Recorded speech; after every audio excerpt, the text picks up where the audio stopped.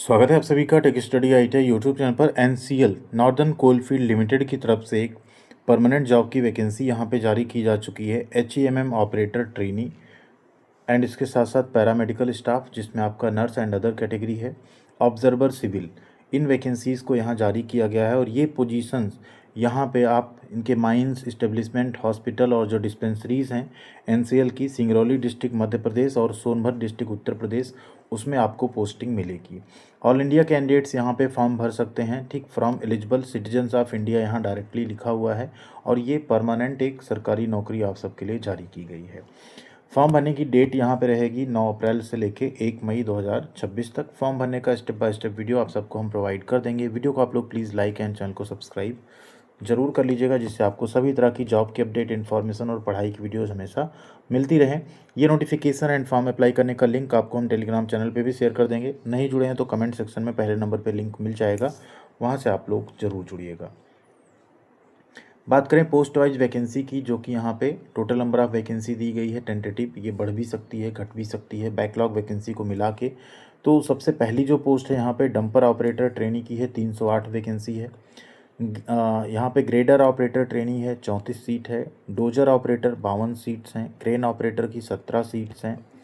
इसके अलावा पे लोडर ऑपरेटर ट्रेनी की 18 सीट है और सरफेस माइनर ऑपरेटर ट्रेनी की 43। टोटल 472 वैकेंसी यहाँ पे जारी की गई हैं। कैटेगरी वाइज ब्रेकअप आप यहाँ पे देख सकते हैं। इसके अलावा फिर नीचे आप आएंगे तो ये पैरामेडिकल कैटेगरी की वैकेंसी हैं, जिसमें आपका स्टाफ नर्स की अगर बात करें, स्टाफ नर्स ट्रेनी 47, फार्मासिस्ट की वैकेंसी 4 है यहाँ पे।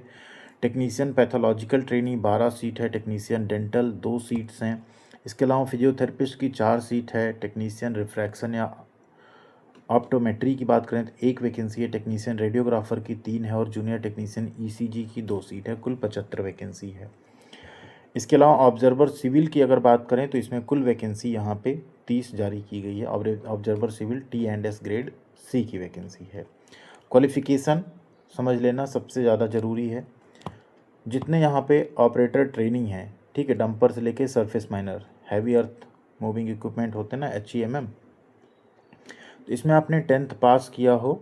इसके साथ साथ आपके पास वैलिड हैवी मोटर व्हीकल या ट्रांसपोर्ट लाइसेंस होना चाहिए, जो कि RTA या RTO ने, इंडिया के किसी भी स्टेट के RTA या RTO ने इशू किया हो, तभी आप इसका फॉर्म भर सकते हैं। मतलब आपके पास हैवी मोटर व्हीकल चलाने का लाइसेंस या ट्रांसपोर्ट लाइसेंस आपके पास होना चाहिए, तब आप इस पोस्ट के लिए अप्लाई कर सकते हैं। स्टाफ नर्स में बात करें तो आपने BSc नर्सिंग या GNM का कोर्स किया हो, साथ में आपके पास किसी स्टेट में नर्सिंग काउंसिल का रजिस्ट्रेशन हो 10+2, तो आप अप्लाई कर सकते हैं। फार्मासिस्ट में आपने 10+2 विथ साइंस एंड साथ में डिप्लोमा इन फार्मेसी हो, तो आप अप्लाई कर सकते हैं। आपके पास वैलिड रजिस्ट्रेशन होना चाहिए, ठीक है। इसी तरह पैथोलॉजिकल डेंटल में भी आपके पास डिप्लोमा होना चाहिए। फिजियोथेरेपी में डिप्लोमा, रिफ्रैक्शन या ऑप्टोमेट्री में डिप्लोमा आपके पास होना चाहिए, तो आप फॉर्म भर सकते हैं। ऑब्जर्वर सिविल में भी आपने 3 इयर्स का सिविल इंजीनियरिंग में डिप्लोमा किया हो, तो आप फॉर्म भर सकते हैं। बात करेंगे यहाँ पे सिलेक्शन प्रोसेस एंड सैलरी की, जो कि काफ़ी ज़्यादा इंपॉर्टेंट हो जाता है कि मतलब आप यहाँ पे कितनी सैलरी पाएंगे एंड आपका सिलेक्शन कैसे होगा। तो सबसे पहले तो एजुकेशनल क्वालिफिकेशन में आपका मैट्रिकुलेशन में कम से कम 55% नंबर होना चाहिए। OBC अगर आप हैं तो 50%, SC/ST हैं तो 45% भी यहाँ पे आपका चलेगा।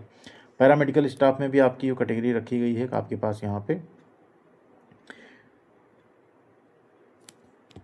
हाँ, पैरामेडिकल पोस्ट में अगर आप देखें तो यहाँ पे है टेक्नीशियन। जो पैरामेडिकल स्टाफ है उसमें आपने who are matriculate and have served in army for a period of at least 10 years prior to retirement would be treated as posing the desired qualification let down for the technician, ठीक है, अगर है तो। Otherwise और लोगों को भी यहाँ पे मौका मिलेगा, ठीक है। नेक्स्ट आप आते हैं PWD कैटेगरी, कौन कौन एलिजिबल रहेगा किस वैकेंसी में, उसे आप लोग यहाँ पे पढ़ सकते हैं। एक बार सैलरी की बात कर लेते हैं। जितने यहाँ पे आपके HEMM ऑपरेटर हैं, वो डंपर, सरफेस माइनर चाहे जो, उसमें आपका ग्रेड कैटेगरी 1 रहेगा। डेली रेटेड 1502 रुपये 66 पैसे पर डे आपको मिलेगा, जितने दिन आप काम करेंगे। 3 साल तक का आप एज कैटेगरी 1 ही काम करेंगे, यानी डेली बेसिस पे लगभग आपकी सैलरी 35 से 40 हज़ार बन जाया करेगी। 3 साल सक्सेसफुली कंप्लीट होने के बाद आप कैटेगरी D में परमानेंट कर दिए जाएंगे और आपकी सैलरी भी वहाँ पे फिर अच्छी रहेगी। बाकी फैसिलिटीज़ तो आपको मिलती ही रहेंगी। स्टाफ नर्स पैरामेडिकल में बात करें तो आपको यहाँ पे बेसिक पे मिलेगा 47,330 रुपये पर मंथ। मंथली मिलेगा, 1 ईयर का रहेगा। आफ्टर 1 ईयर आप यहाँ पे रेगुलराइज कर दिए जाएंगे ग्रुप सी में। सेम जूनियर टेक्नीशियन जो आपका ईसीजी टेक्नीशियन रिफ्रैक्शन, इसमें भी आपको 43,775 रुपये मिलेगा। 3 साल आपका प्रोबेशन पीरियड रहेगा, उसके बाद आप परमानेंट हो जाएंगे। ऑब्जर्वर सिविल में आपको 47,330 मिलेगा पर मंथ, 1 ईयर का रहेगा, उसके बाद आप परमानेंट कर दिए जाएंगे। तो ये रहेगा यहाँ पे आपका सैलरी का स्ट्रक्चर।